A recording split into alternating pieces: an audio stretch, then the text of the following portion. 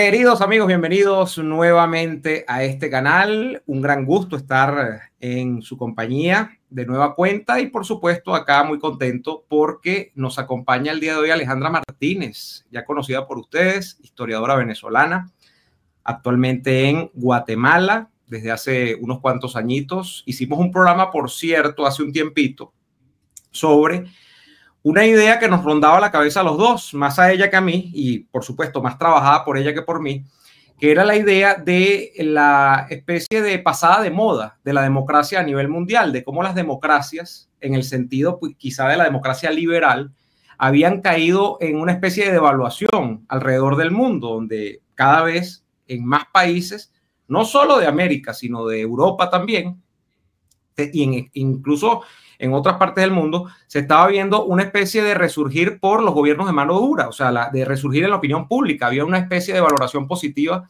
de los gobiernos de mano dura, gobiernos que no repararan tanto en este tema del Estado de Derecho, que no repararan tanto en el asunto de los derechos humanos, sino que más bien pues presentasen resultados rápidos en materia de combate a la delincuencia, en materia de orden, de seguridad ciudadana, etcétera, etcétera, etcétera.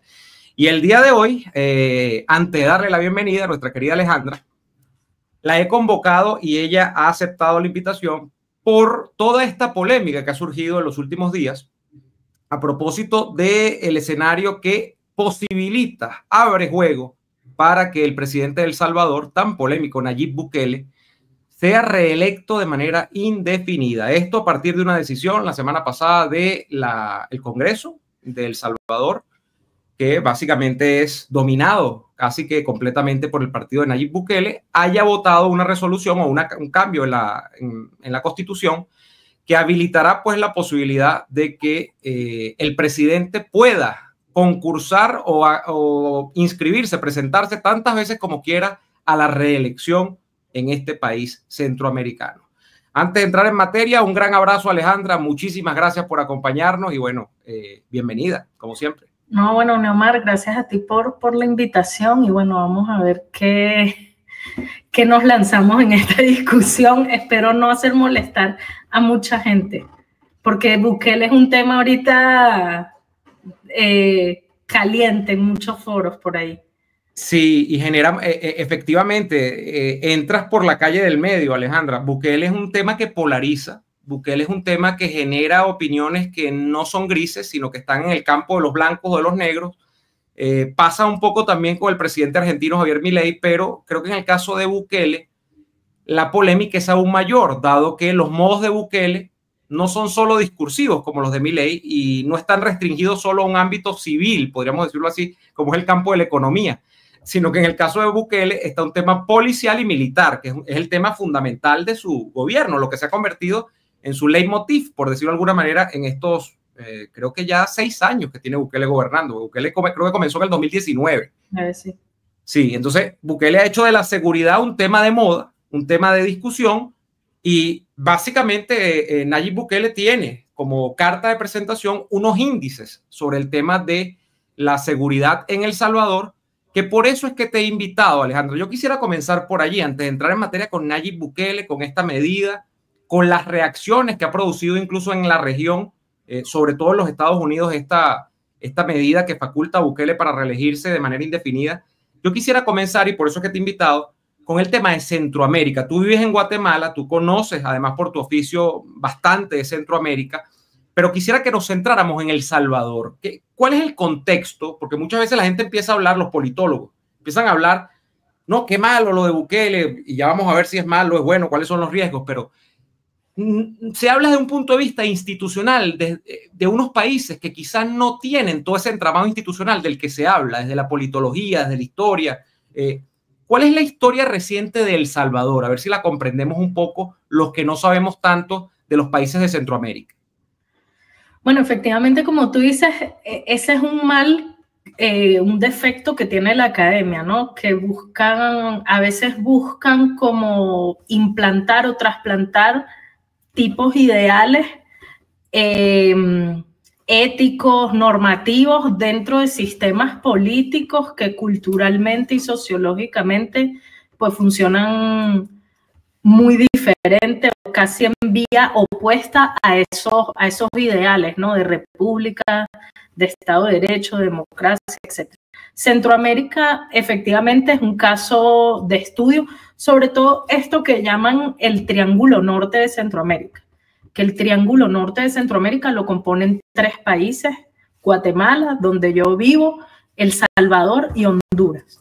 Ese Triángulo Norte de Centroamérica, digamos, por razones históricas que vienen desde la Guerra Fría, ha sido clave para la política exterior de Estados Unidos, porque es como, después de México, pensemos, después de México, el Triángulo Norte de Centroamérica es ese tapón, ese territorio que es como tapón entre, digamos, Norteamérica y el resto del continente. Es una zona también muy inestable políticamente, con un historial de violencia tremendo. Yo, por ejemplo, cuando me ha tocado dar clases de historia de Guatemala o me ha tocado hablar de estos temas, bueno, inevitablemente se cae en el tema de la Guerra Fría, ¿no? Entonces yo digo, bueno, sí, nosotros los historiadores hablamos de Guerra Fría, ¿cierto? Porque se supone que en la historiografía nos enseña que entre la Unión Soviética y Estados Unidos no se disparó un tiro, ¿no? Por eso se le llama Guerra Fría. Pero la Guerra Fría en el Triángulo Norte de Centroamérica fue bien caliente. Fue bien caliente porque efectivamente el Triángulo Norte de Centroamérica, en donde está El Salvador, donde es parte de El Salvador, fueron los proxies, como el sudeste asiático, como los países de África, que fueron los proxies de estas 2 potencias en la Guerra Fría. Entonces sí, aquí hubo guerras civiles durante ese periodo muy cruentas, muy fuertes, con un saldo de decenas de miles de muertos y de desaparecidos. Por ejemplo, en el caso de El Salvador, el número de muertos y desaparecidos llega casi, si lo ponemos juntos, llega casi a los 100.000 muertos. En un país tan pequeño, eso es una proporcionalidad muy importante. Entre muertos, 75.000 más o menos, según la Organización de Estados Americanos, y desaparecidos unos 15.000. Entonces, en Guatemala la cifra es un poco más debatida, etcétera, pero también son varias decenas de miles.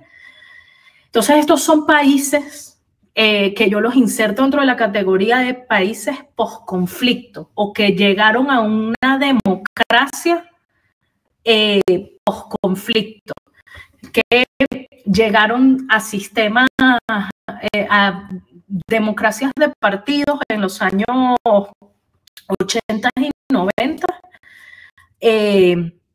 prácticamente bajo la tutela de los Estados Unidos, que bueno, estos son países que precisamente por esa descripción geográfica que hice, es fácil deducir que desde el siglo XIX son países que han estado bajo la órbita y la tutela. Ese es el principal factor, Alejandra, quien obvie que Estados Unidos, donde mayormente expresa su política exterior o donde se ha visto esta política hasta el día de hoy, eso sigue estando hasta el día de hoy, son estos países del Triángulo Norte, desconoce o sea, quien no meta esto en el análisis desconoce qué es lo que ocurre en los países de Centroamérica, no es interesante. Ahora, hay un segundo factor que me interesaría también que desmenuzaras, que tiene que ver con hay un origen violento, ¿no? Pero hay una organización que se da paraestatal, parainstitucional en muchos de estos países, pero que en El Salvador era absolutamente evidente,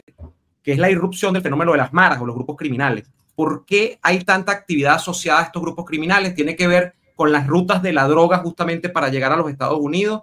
Hay una razón allí de descomposición social o de no conformación de instituciones sólidas por alguna otra razón que yo pierda del radar en este momento. ¿Qué explicación tienes a esto, Alejandro? Bueno, no me quiero poner muy técnica, pero eventualmente vamos a tener que aplicar ciertas categorías. Estos son países que les ha costado mucho históricamente crear un Estado.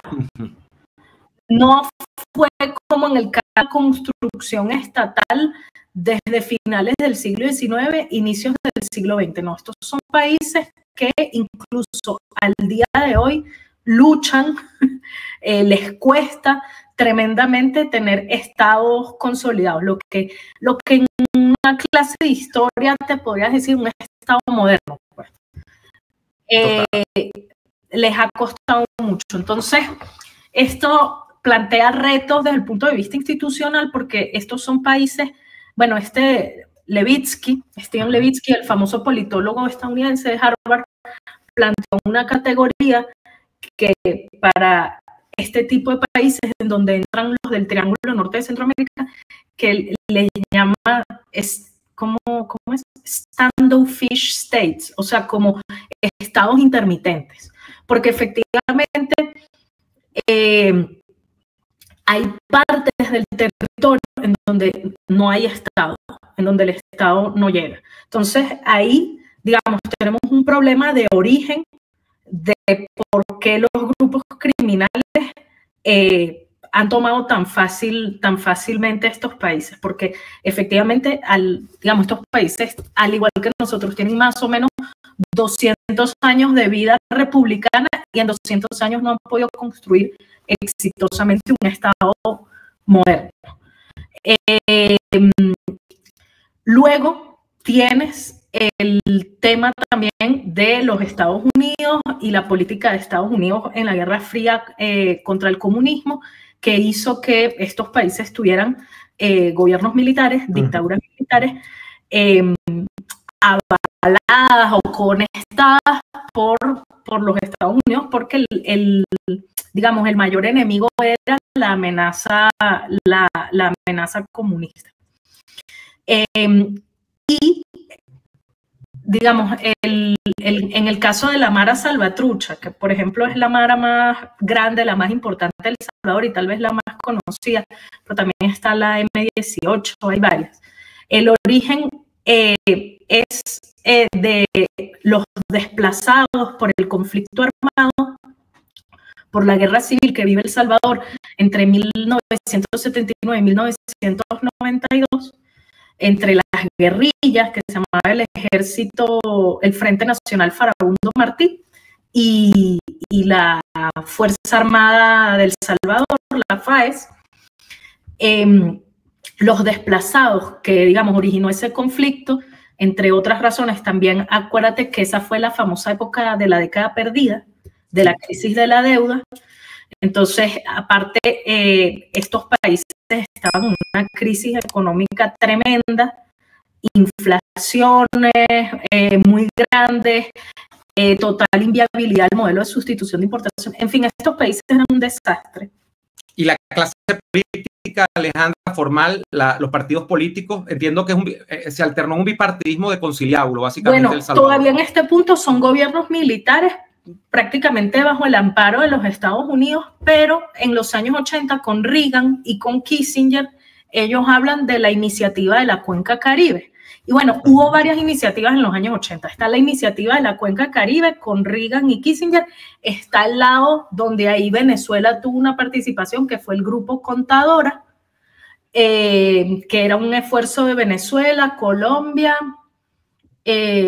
bueno, no recuerdo qué otros países, pero sé que estaba... Cuando el gobierno de Pérez, ¿no? Eso fue Pérez, fundamentalmente. Correcto, porque el problema de la guerra civil en Centroamérica empezó a ser un problema hemisférico, regional. Entonces empezó a preocupar bastante y eran varias iniciativas que estaban más o menos al mismo tiempo para intentar hacer viable un gobierno electo democráticamente en estos países y que se pusiera fin a las guerras civiles. Entonces así nace la democracia, la jovencísima democracia de El Salvador en el año 92, con los famosos acuerdos de paz del año 92, y básicamente es una democracia tutelada por los Estados Unidos.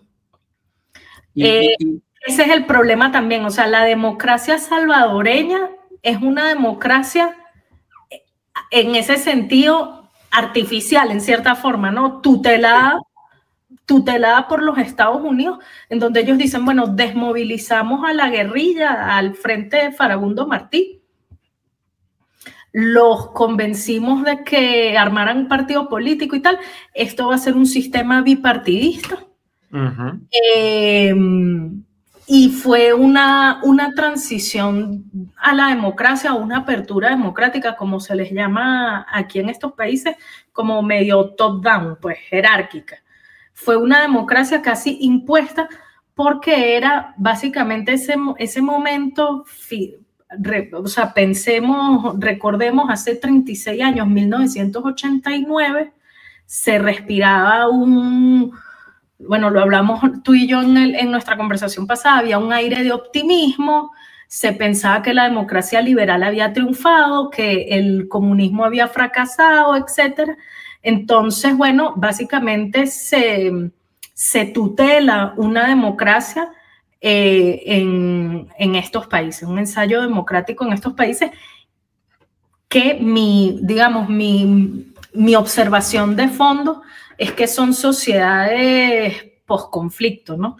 Entonces, un sistema democrático en sociedades post-conflicto, digamos, hay ciertos problemas porque, bueno, una forma que tú tienes de evitar que la gente se siga matando, por ejemplo, es el corporativismo.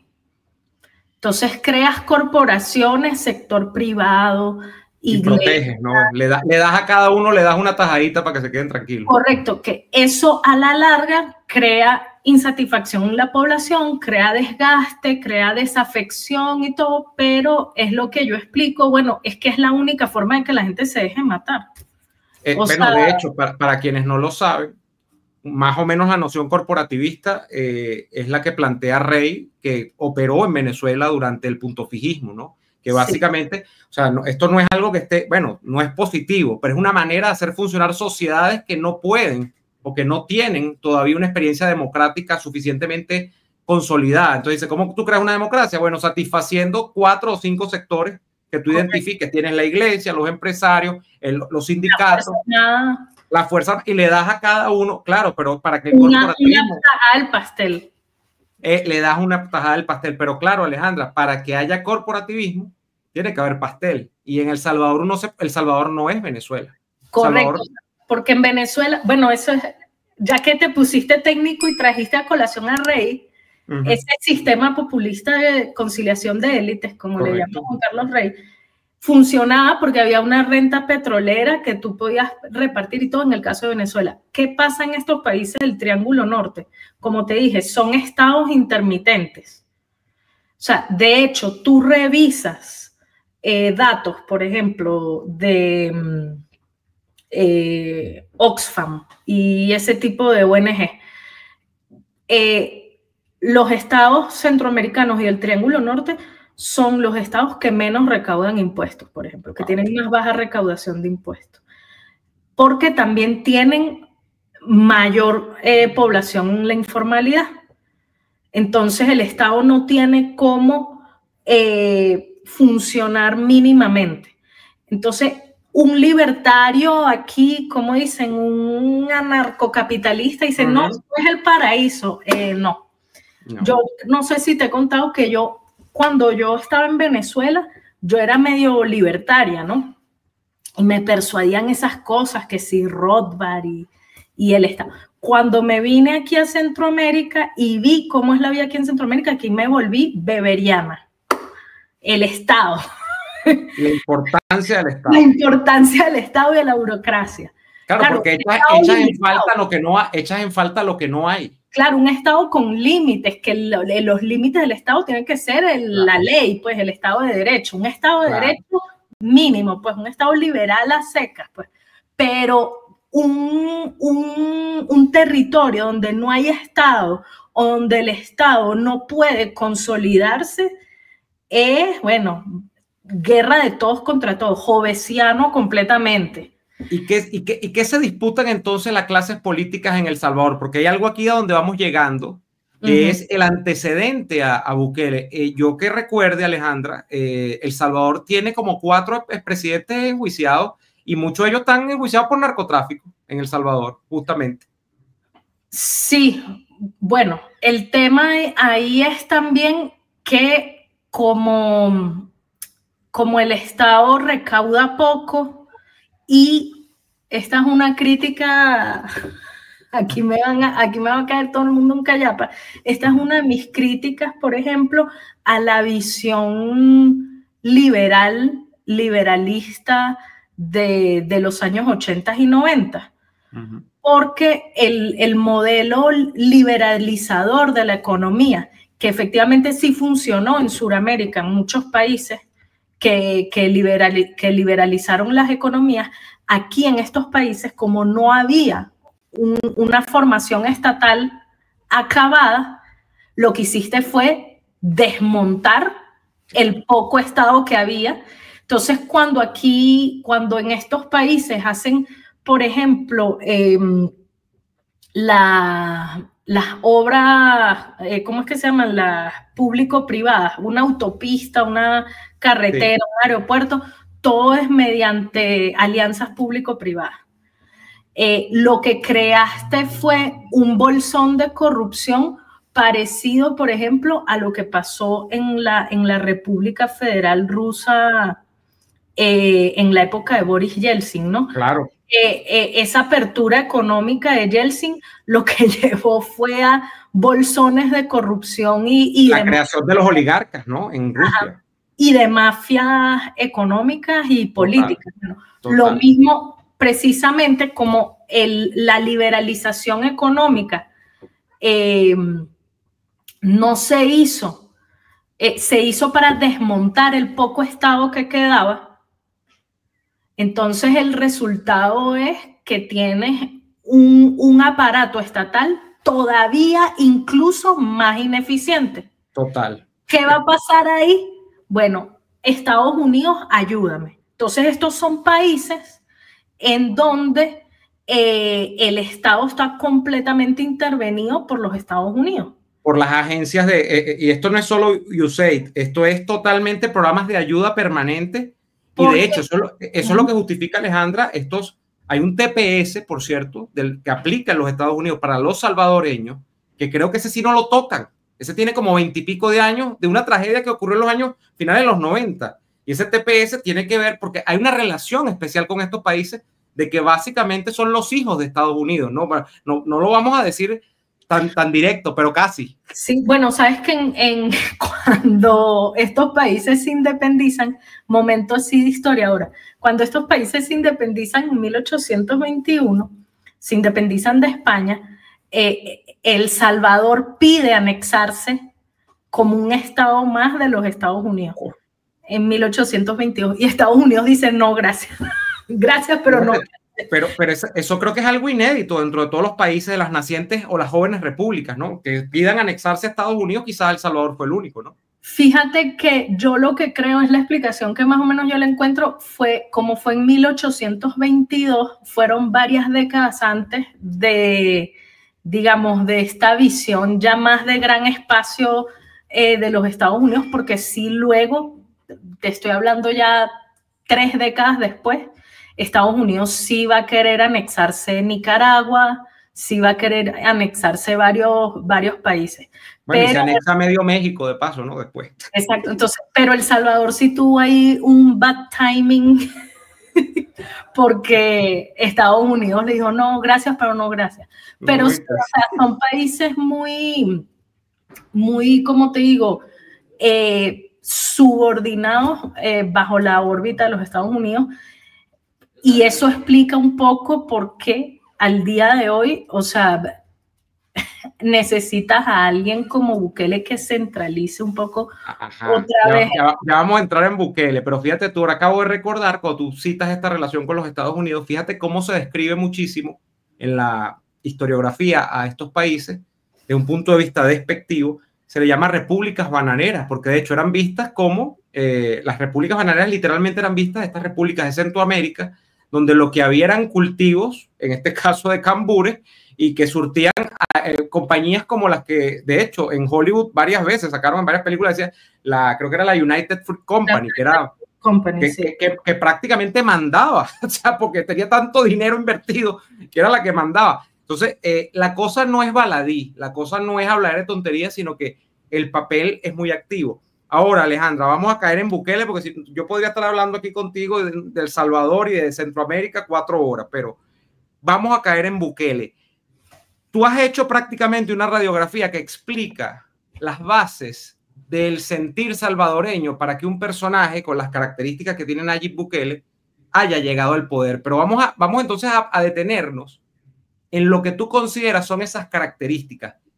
¿Quién es Nayib Bukele y con qué características llega al poder? Bueno, Nayib Bukele, él empezó paradójicamente su carrera política en el Frente Nacional Farabundo Martí, que es el partido de izquierda, ¿no?, de la guerrilla que se desmovilizó.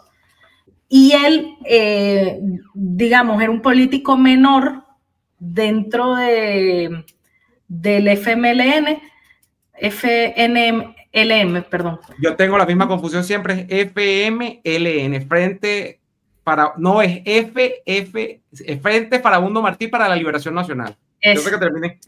Entonces, él fue alcalde de San Salvador, lo cual es como bien típico en nuestros países. El alcalde capitalino, la alcaldía de la capital es como el trampolín luego para la presidencia, pero él, digamos, en algún punto entiendo que le niegan la candidatura.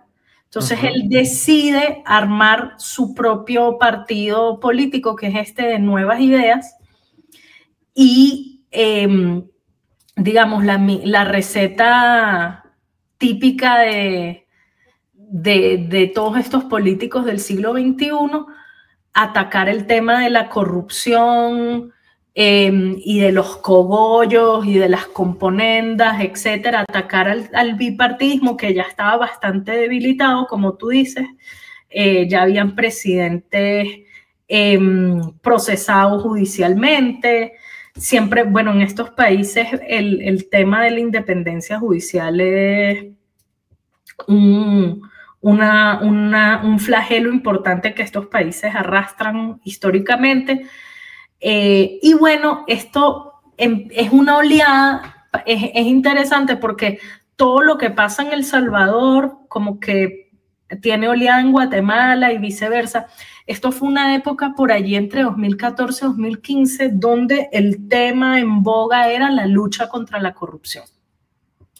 Que era ocasionada por los partidos del establishment, así es que era visto. Y anti-establishment completamente, ¿no? Entonces, él con este discurso anti-establishment y anticorrupción, sobre todo, gana las elecciones en 2018 y, digamos, también hay otra parte que es el olfato político de él, porque, digamos, él se da cuenta en algún punto que la gente quiere respuestas inmediatas, y usualmente las preocupaciones de la gente en nuestra región, en toda América Latina, son económicas y de seguridad. Sí. Ya para ese momento, estamos hablando año 2015, si te recuerdas, estábamos viviendo una oleada de gobiernos como de derecha, ¿no? O sea, ya estos del socialismo del siglo XXI iban de capa caída. Sí, esos son los años por los que en Argentina triunfa contra todo pronóstico Macri.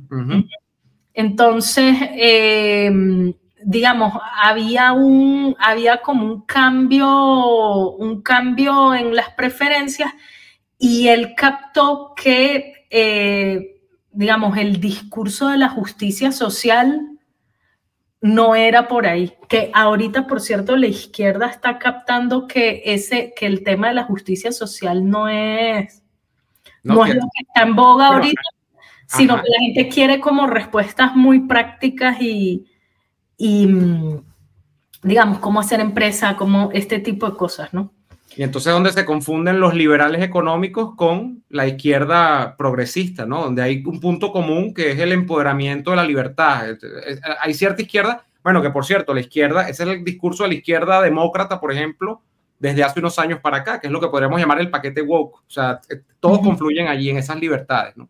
Pero, Alejandra, qué interesante porque es el punto de inflexión de Bukele, donde, como tú dices, hay un olfato político superlativo y él detecta que él tiene que venderse de alguna manera, quizá no a carta cabal, pero de alguna manera hacer sospechar de que él es un tipo de derecha. Qué interesante, ¿no? Porque él se vende como un tipo de derecha. Claro, en este punto, por ahí, por 2018, 2019, él se vende como un tipo sin ideología, ¿no? Exacto. Eso es muy común en estos países de Centroamérica, países obviamente que vivieron la Guerra Fría, como te dije hace rato, que fue bastante caliente, ¿no?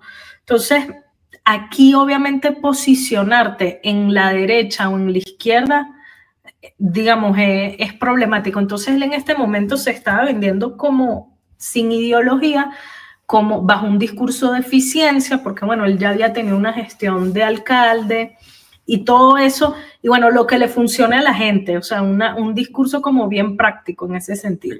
Y juventud, fundamental también. Cuando Bukele llega a la presidencia tiene 34 años, creo, 35 años, una cosa así. Sí, y después te pones a ver, Bukele fue como el que inauguró muchas cosas que estamos viendo en la política hoy en día, porque hoy en día ya, precisamente más o menos desde esa época, 2018, por allí, perdón, las elecciones se ganan en redes sociales. Eso es lo otro, exacto. Ya las campañas así de antes, de campañas en tierra y de... Jingles, exacto. Ajá, ya ese tipo de campañas, pues, tenemos ya más o menos, sí, como desde 2018 por allí, que ya, digamos, el marketing político se trasladó totalmente a las redes sociales y ahora la efectividad de una campaña se mide en reach, en engagement y ese tipo de cosas, ¿no? Entonces él aprovechó también eso y fue, digamos, en ese sentido fue innovador porque era el primer político que tú veías, digamos, que tenía un uso de las redes sociales, pues, más fresco, ¿no? Que es sí, de hecho, en alguna ocasión se notaba que hasta forzaba la viralización en Twitter, por ejemplo, cuando se autoproclamaba rey, o sea, él entendió esa onda que yo creo que responde a un elemento que tú habías dicho ya, que es la cercanía con la gente, o sea, es prescindir de todo esto que nos pasa en la región. Mucha gente ve tan lejano como son las instituciones y es esta cosa inmediata, ¿no? Con tu gobernante. O sea, él vendió mucho esa idea y de que las soluciones podían aparecer de hoy para mañana. Eso caló mucho, ¿no? En el salvadoreño. Claro, yo te digo que yo ya en ese momento yo ya vivía en Guatemala. Y cuando él empezó a prometerlo, el tema de acabar con las maras, yo lo vi con escepticismo y mucha gente también aquí lo vio con escepticismo porque, o sea, ¿cómo vas a acabar de un día para otro? ¿O cómo crees que es tan fácil acabar con una gente que tiene por lo menos 20 años, 30 años, o sea, enquistada, o sea, paraestatales, como tú dices, unos grupos paraestatales. Con muchísimo poder. Criminales, etcétera. Y mucha gente estaba escéptica de eso, pero básicamente estos son países donde como todo está por hacer, que eso es lo que yo digo siempre, aquí en estos países todo está por hacer, nada está hecho. Entonces, aquí cualquier problema que tú, digamos, resuelvas, aquí un político, pues. Te lleva a la cresta de la ola rapidito. Exacto, o sea, tú dices, voy a resolver el problema de la desnutrición infantil, que estos países están entre el tope de desnutrición infantil crónica. Ya nada más resuelves eso, bueno, estás en el tope. Y él consiguió resolver un problema digamos, importantísimo, que costaba dinero, porque obviamente qué empresa puede operar en un país donde te cobran extorsión, donde los grupos criminales te cobran alcabala para pasar una mercancía, o sea, en fin, donde había toques de queda en los barrios populares, que aquí les llaman asentamientos. A partir de las 6 de la tarde nadie podía salir porque las maras tomaban el control de esos lugares, y él ofreció una solución a un problema al que mucha gente no le encontraba salida, no le encontraba una solución fácil. Claro, también le ayuda que El Salvador es así, ¿no? El Salvador es un Alejandra, país... ¿y qué tanto hay de, fíjate, por ejemplo, uno lee un número, porque aquí vamos a hablar con los números también. Cuando arrancó Bukele, entiendo que el índice de homicidios por cada 100.000 habitantes en El Salvador era de los más altos, que yo creo que el más alto de América Hispana, sí, ¿no? Era 60, creo que era, llegué por ahí a leer que era 60 por cada 100.000 habitantes, era el más alto quizás. Sí. Hoy, o al cierre del año pasado, 1 punto y algo, de 60 a 1 punto y algo. Eso es Bukele, eso es un número y eso es verdad. O sea, tú puedes decir lo que sea de Bukele, pero eso es verdad. Ojo. Sí, la gente me pregunta si es verdad y yo digo, mira, si es verdad. Claro. O sea, estoy aquí a 6 horas en carro del Salvador. Del Salvador. Y eso es verdad. O sea, hay un clima de seguridad absoluta en El Salvador al día de hoy, según lo que podemos ver, ¿no? Ahora, claro, es una caja negra. No preguntes cómo lo hizo. Es como, ¿qué pasa en estos países? Es como el famoso chiste de los gringos de la salchicha. O sea, cómetela y ya. No preguntes cómo le hicieron. Cómetela y ya. Entonces, aquí es así. O sea, efectivamente, digamos, los números son impresionantes. Eso sí, no preguntes cómo lo logró. ¿Tú has estado recientemente en El Salvador, Alejandra, o no? ¿Tienes tiempo que no? Que no. Yo estuve en 2018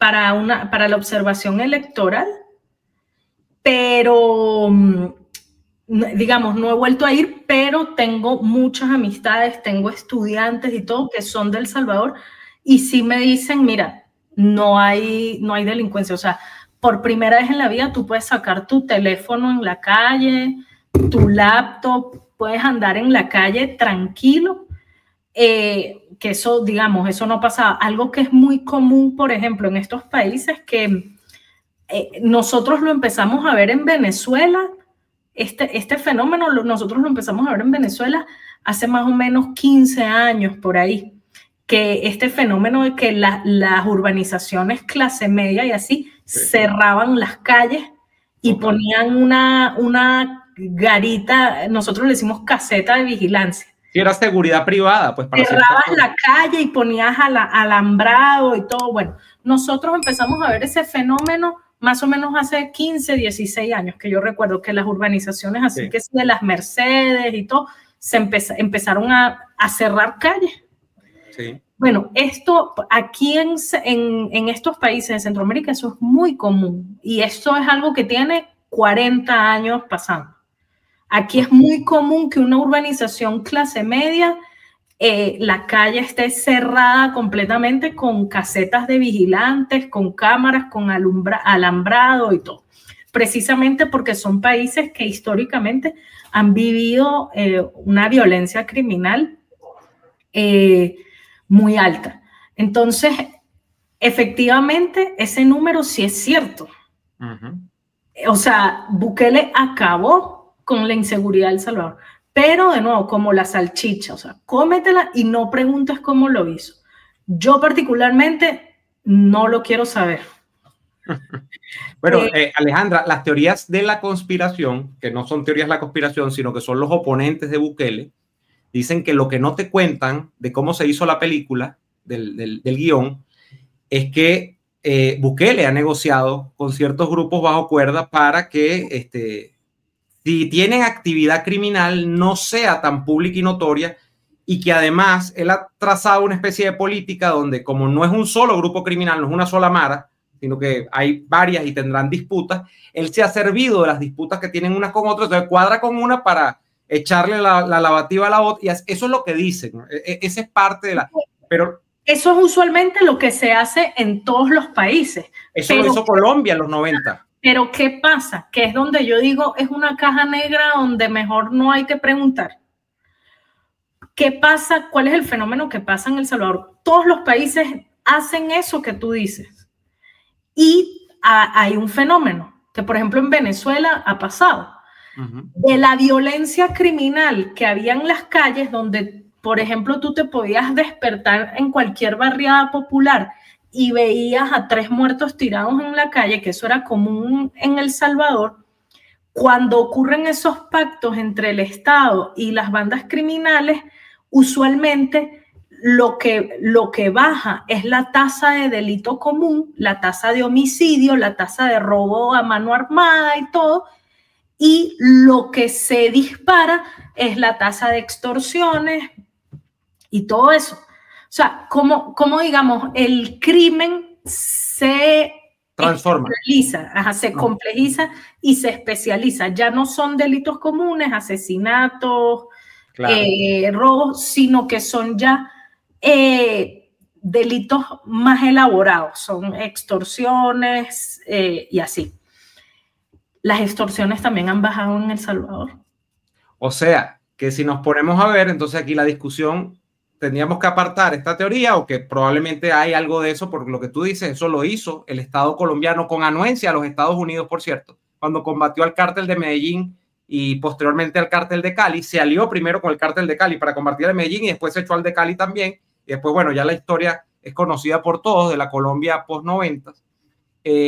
Pero aquí la gran pregunta, Alejandra, es entonces para gente como tú o como yo, si el cuento de la salchicha involucra violaciones sistemáticas a derechos humanos, pero esas violaciones de derechos humanos, mira lo que voy a decir, podrían estar hasta justificadas porque si tú no las haces no vas a remediar el problema. ¿Cómo tú ves eso? ¿Cómo tú afrontas? Tú que eres una persona que además tiene estos principios filosóficos que yo en alguna medida comparto, liberales o que defiende, porque nosotros tenemos que defender los derechos humanos, pero donde ves que también hay una realidad de un país tan complejizado, tan violento y tan instituciones paraestatales que no le vas a poder poner el guante, que pareciera que a veces hay que pasar esa raya amarilla para combatirlo. ¿Cómo llevas esa polémica? Bueno, es que eso es parte de la caja negra que no hay que preguntar mucho, o sea, porque claro, o sea, evidentemente si me dicen, lo ha hecho mediante violaciones a derechos humanos, pues no lo pongo en duda, pues me imagino que sí. Es algo, digamos, malo en sí mismo. Bueno, yo particularmente, precisamente como me defino liberal, yo creo que sí. Pero bueno, ahora, la pregunta, aquí, ¿tiene derechos humanos? ¿Un delincuente tiene derechos humanos? ¿Qué tipo de...? Empiezan una gran cantidad de preguntas. Aquí podemos dar una pregunta para la audiencia, ¿no? Claro, y seguro me lo van a poner en la caja de comentarios, porque, o sea, yo estoy plenamente consciente que en nuestros países de toda la región, digamos, el discurso de derechos humanos, garantías constitucionales y todo, es difícil de sostener con los índices de criminalidad y de violencia criminal que nosotros tenemos en nuestros países. Entonces, o sea, sí, incluso pensemos, o sea, esto es en aras de complejizar la discusión y digamos, y de aportar insumos para una discusión más académica. Teoría política, pero así básica. O sea, el pacto social nace precisamente para ponerle fin al estado de guerra permanente, o sea, a la violencia, como diría René Girard, a la violencia interminable que trae, o sea, vivir sin ley y vivir sin Estado. Entonces, cuando no tienes ley, cuando no hay Estado, claro, como es el caso, pues, de países de estas características, donde el Estado no está consolidado, pues obviamente es una vida jovesiana completamente, o sea, es una vida ¿Sabes esa película? Cuando yo le estoy explicando a mis estudiantes Hobbes, el Leviatán de Hobbes, los pongo en la película esa de La Purga. Ajá. Véanla a la audiencia. O sea, entonces vivir, y la purga es un solo día al año. Pero imagínense vivir la purga los 365 días del año. Entonces, ¿cómo tú puedes hacer tu vida? ¿Cómo puedes estudiar? ¿Cómo te puedes casar? ¿Cómo puedes trabajar? ¿Cómo puedes montar empresa? ¿Cómo puedes producir? ¿Cómo puedes hacer contratos si vives la purga los 365 días del año? Entonces, claro, ahí hay un problema de fondo, ¿no? Yo creo que la discusión de los derechos humanos es valiosa, o sea, es importantísima y obviamente hay que defender los derechos humanos, pero digamos, derechos humanos cuando hay un Estado de Derecho, cuando ni siquiera tienes un Estado plenamente consolidado, digamos, el tema de los derechos humanos empieza a ser problemático. Y tú creo que hace rato mencionaste... Primero hay que consolidar el Estado y después es que podemos aplicar la noción de derechos humanos. Así nos ordenamos en la discusión. Claro, o sea, digamos, no pongamos la carreta delante de los caballos, como yo digo, o sea, primero... Sí, porque si no, creo que lo que termina pasando, Alejandra, y es un poco uno que no es apologista de Bukele, pero que trata de entenderlo, es que tratas de consolidar ambas cosas. O sea, tú quieres tener una sociedad donde un vergel, pues donde todos seamos felices, donde a nadie le toque un pelo a nadie, pero donde es mentira, porque hay un grupito que están tocándole el pelo a todos permanentemente, que es esta purga de la que tú hablas. Entonces tú quieres tener esa sociedad, pero al mismo tiempo quieres consolidar un Estado, o sea, quieres consolidar y que el gobierno sea efectivo. Tal.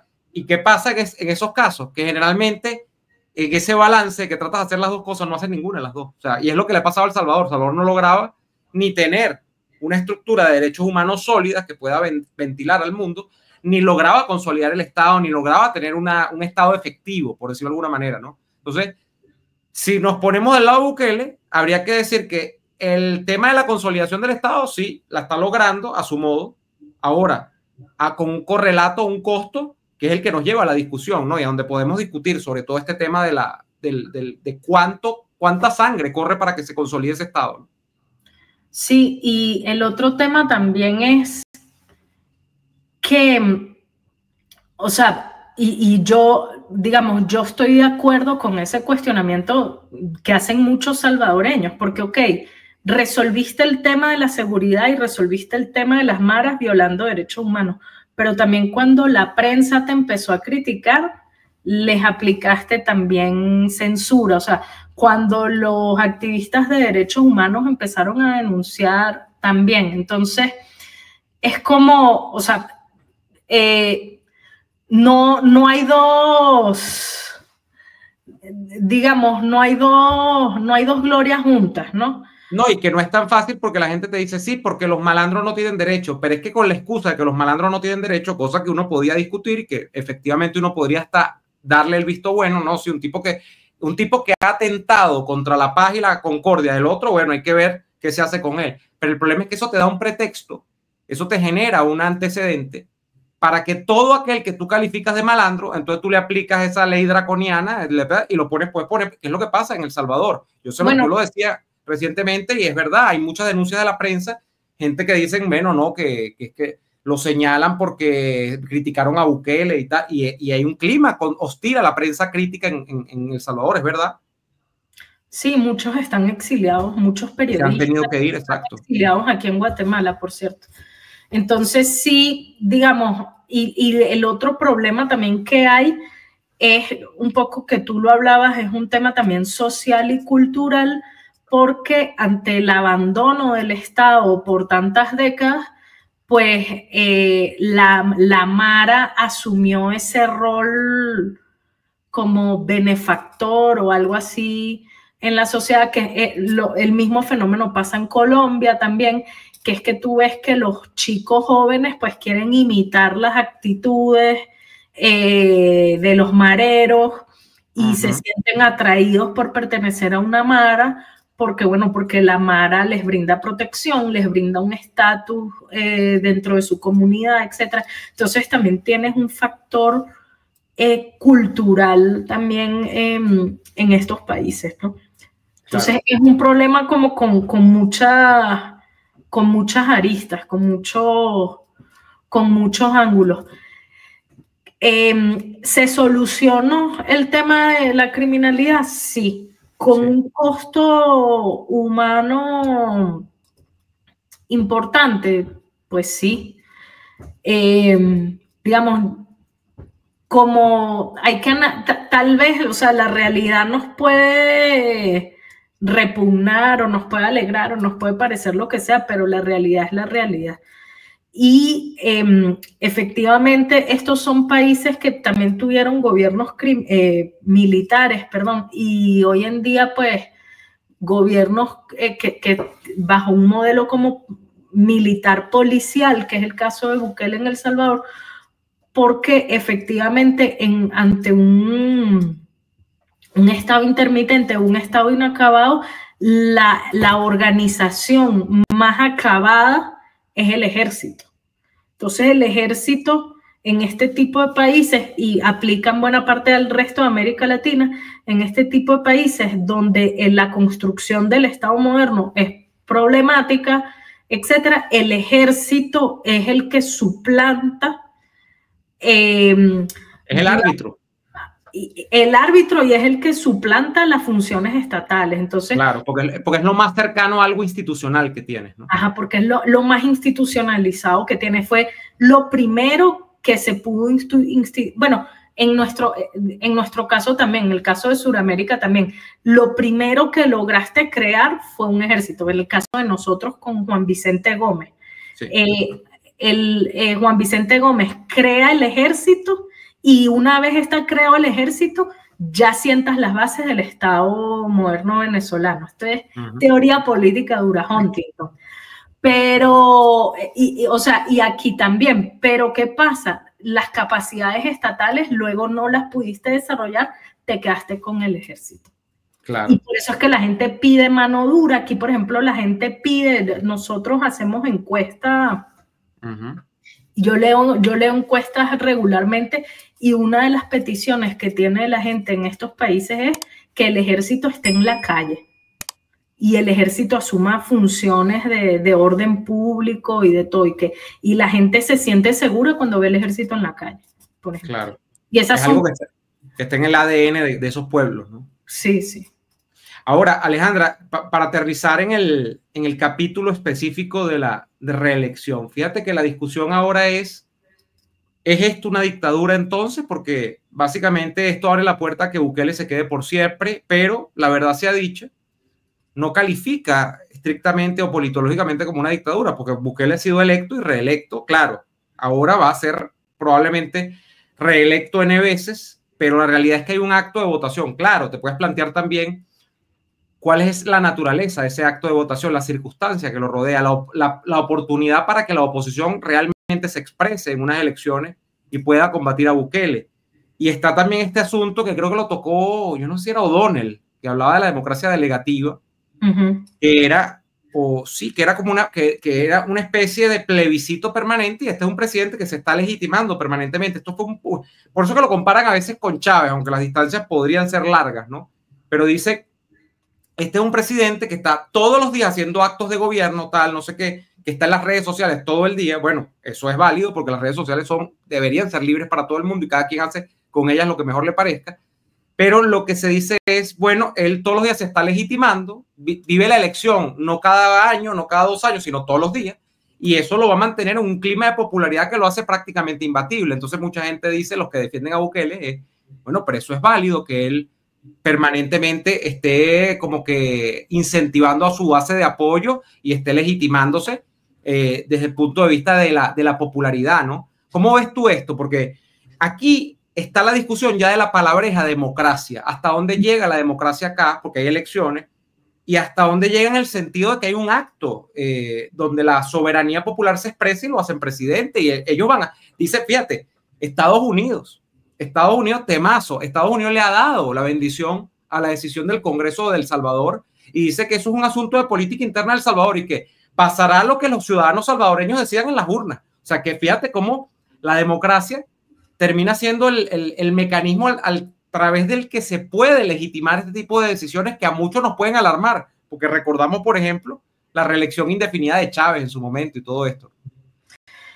Sí, mira, bueno, has tocado muchísimos temas, pero en el caso de Estados Unidos, creo que te lo decía antes, Bukele es el nuevo Anastasio Somoza, es el nuevo Somoza de It's a son of a bitch, but it's our son of a bitch, o sea, es nuestro malo de la película, pero es malo, pero es el malo nuestro. O sea, más allá, bueno, hay que decir, Somoza era un dictador, Somoza nadie lo eligió, pero es más o menos la política. O sea, Bukele tiene una relación, sobre todo con la administración Trump, bastante fluida, por lo que se ve.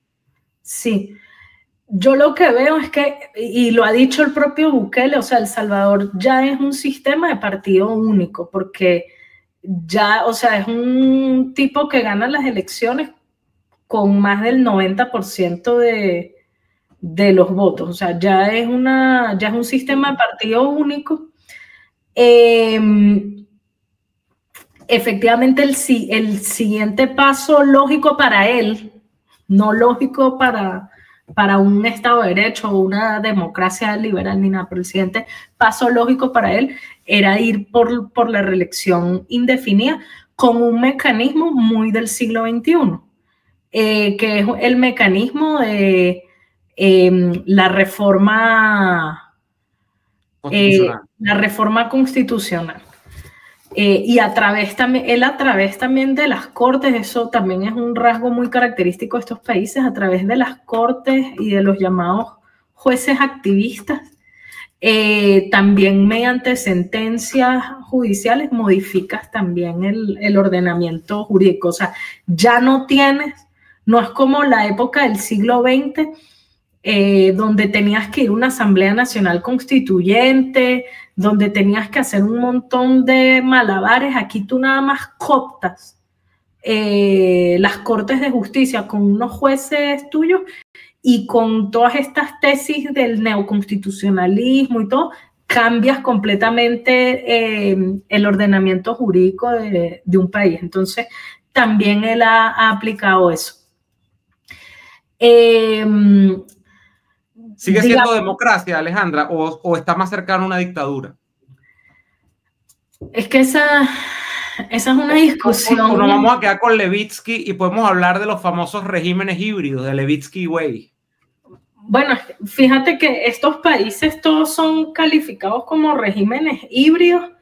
Yo sencillamente, digamos, yo no creo en las, o desconfío, tal vez es mi ser burkiano y tocquevilleano, ¿no? Desconfío de la legitimidad democrática de estos líderes carismáticos, porque dicen, bueno, sí, la gente votó 80 y pico % por él. Bueno, sí, o sea, la gente puede votar por la cosa más abyecta que existe, pues, y eso no lo hace, bueno ni correcto. Claro. En dado caso, yo tal vez analizaría a Bukele como una consecuencia o como un fenómeno sociológico de todas estas variables históricas que te he contado. O sea, claro, efectivamente, cuando no tienes un Estado consolidado y tienes una democracia, un sistema de partidos, una democracia de partidos impuesta, artificial,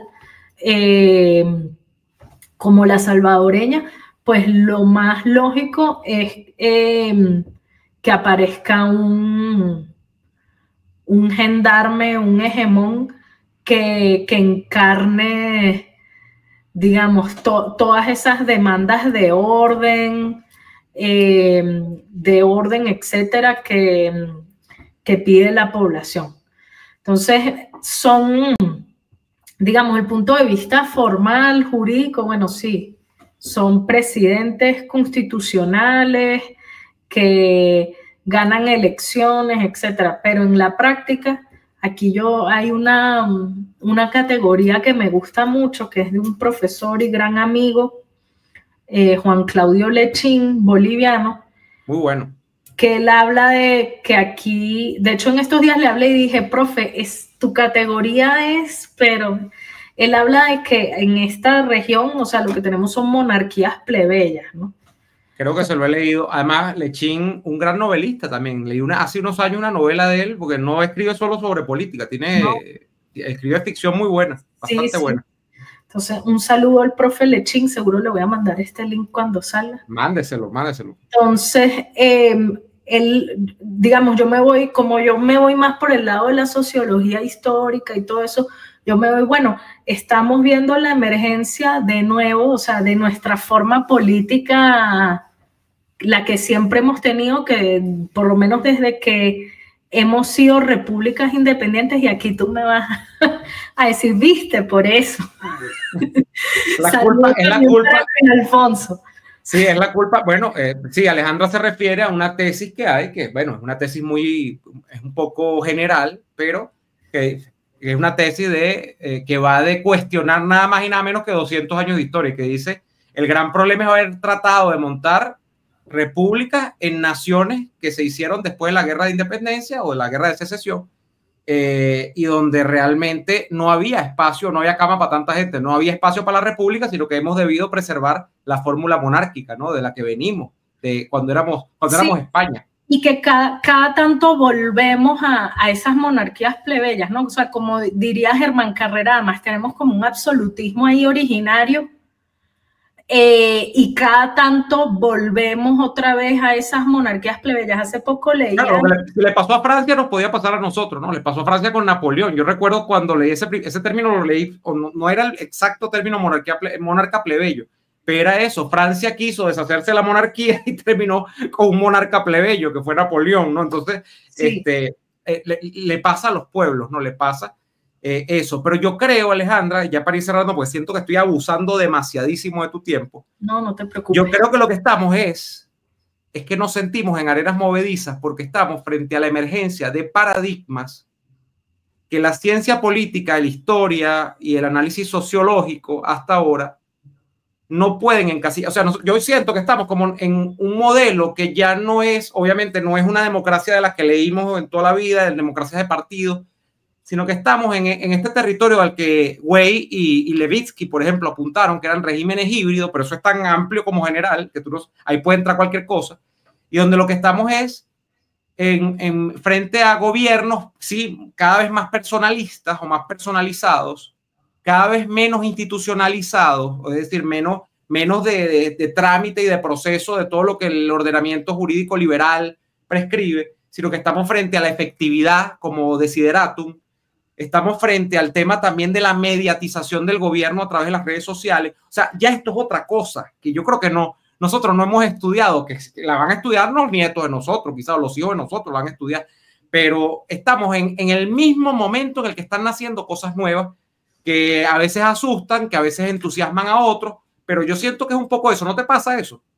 Bueno, sí, tiene que ver, yo no sé si lo hablé en la vez pasada que estuvimos, pero a mí siempre me preguntan, no sé por qué, creo que es una cosa como de los historiadores que nos preguntan siempre, ¿qué va a pasar? Y lo que yo hago es analizar el pasado, pero el futuro sí no. Pero lo que sí me atrevería a decir es que cuando hablamos del fin de la historia, o sea, el fin de esa visión optimista de la democracia liberal y todo, de la posguerra fría, post-1989, que ¿hacia dónde vamos? Bueno, vamos hacia formas de gobierno para bien o para mal, depende el tipo de nación que seamos, eso ya tiene que ver con nuestra sociología totalmente, para bien o para mal. Vamos hacia formas de gobierno más, ¿cómo decirlo?, más sinceras. Guardan menos las formas, exacto, más sinceras o más a tono con la sociología de las naciones, ¿no? Exacto. esa idea de un mundo homogéneo donde la democracia liberal es el único, es el sistema político en donde todas las naciones, ese paradigma ya terminó.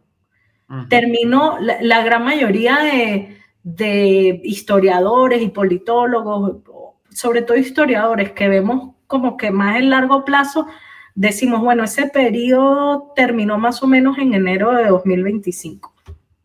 El 20 de enero de 2025, para darte una idea. Y entonces,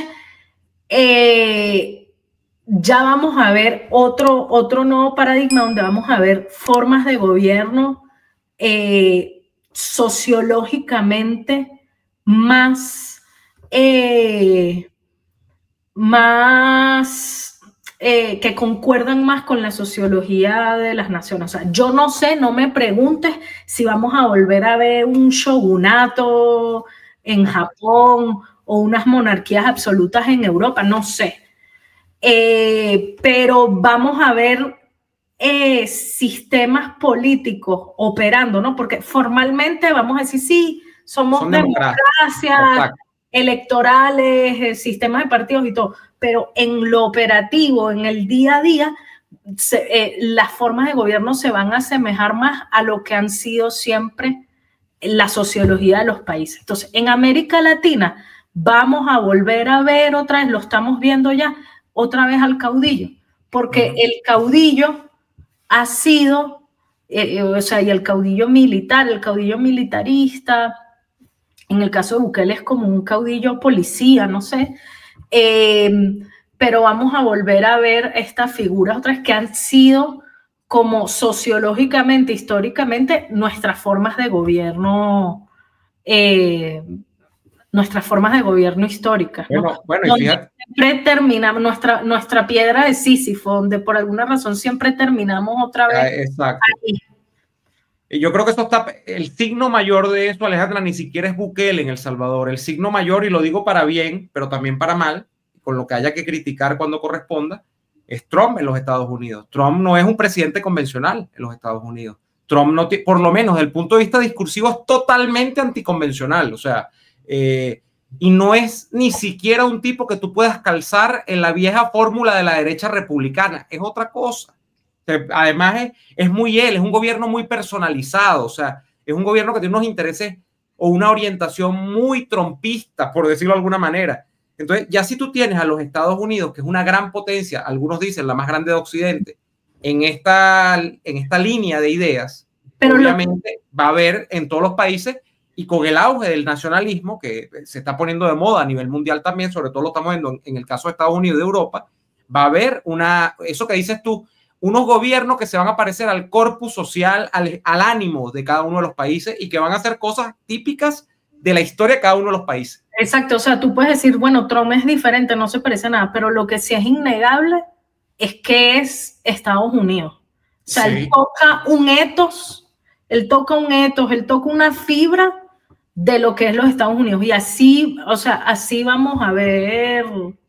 Totalmente. No quiero poner más ejemplos pero vamos a ver ese tipo de liderazgo. Para bien o para mal, o sea, la gente dice, bueno, ¿qué hago? ¿Me corto las venas por eso? No, miren, no, o sea, sigamos viviendo, o sea, Fíjate que uno ve a Milei y uno dice, este tipo se parece al gen argentino o a la forma de ser argentina que a nosotros nos contaban, ¿se parece? Sí, sobre todo el ethos porteño, ¿no? Así, porteño, te iba a decir, dramático, exacto. Es muy argentino en ese sentido. Y por eso yo creo que, fíjate, uno de los ejemplos a seguir, para mí, mi pronóstico personal, con esto cierro, Colombia. Colombia es un país absolutamente conservador. Colombia va a volver a un gobernante conservador, pero yo creo que no va a salir ni del Partido Conservador ni del uribismo clásico, aunque ahora ponen al candidato Uribe Turbay de primero en las encuestas por todo lo que pasó además con el atentado. Pero Colombia es el espacio para que un outsider conservador, que algunos decían era Vicky Dávila, salga, porque Colombia, Petro es un error en la Matrix. Colombia es esencialmente un país conservador, o sea, en todo lo que aplica conservadurismo, tanto desde el punto de vista del establishment político como las costumbres, la relación con la iglesia, eso es Colombia. Entonces, yo creo que eso que tú dices tiene pleno sentido porque los países van a ir es reviviendo esa especie de tradición, bueno, lo cual te augura como un auge conservador entonces en todo el mundo, porque es como una conservación de lo que viene. Y ahora otra cosa, un detalle que se me escapó, y así, y con esto podemos cerrar. Un comportamiento que yo he visto en los salvadoreños, amistades, conocidos y todos salvadoreños, es que, o sea, el orgullo nacional lo tienen, pero aquí, pues, después de ser un país, digamos, con una baja autoestima crónica, porque, o sea, nada de lo que tú escuchabas del Salvador eran buenas noticias, todo era pésimo. Entonces, ahorita los salvadoreños tienen la autoestima, pues, porque todo el mundo sabe quién es Nayib Bukele. O sea, tú vas a la China, probablemente, se oye el Salvador, Nayib Bukele. Entonces, eso los puso en el mapa. Entonces, de nuevo, o sea, es que va siempre, creo que se lo leí una vez, creo que fue a Enrique Krause, o a John Lee Anderson, no sé, estos que hablaban de las figuras carismáticas y tal, que va en dos sentidos, ¿no? O sea, del caudillo carismático hacia la gente y de la gente hacia el caudillo, ¿no? Entonces, eso también es un fenómeno que yo he visto en los salvadoreños. Bueno, ha sido de verdad, Alejandra, un enorme placer estar contigo este rato y compartir opiniones sobre, no solo sobre El Salvador, yo creo que hemos hablado un poco del destino de la política en los meses y años por venir, con la reconfiguración, digamos, filosófica de los gobiernos, de los estados, de lo que está detrás del poder. O sea, yo creo que ha sido bien interesante pues todo lo que nos has planteado el día de hoy y te quiero mandar un fortísimo abrazo desde Caracas. Gracias, Alejandra. No, gracias a ti por la invitación y espero que esta conversación les guste a la audiencia. Que le guste a los pro-Bukele, los anti-Bukele, a todos los que están interesados en este tema. Yo voy a recomendar a que sigan a la estimada Alejandra Martínez en su cuenta de Twitter, que es @Ale Martínez Can, de Canchica. ¿Es Canchica o Canchica? Yo siempre te digo Canchica. Es Canchica, ¿verdad? Alejandra Martínez Canchica en Twitter es Ale Martínez Can, todo junto. Ale Martínez Can, se las recomiendo que la sigan.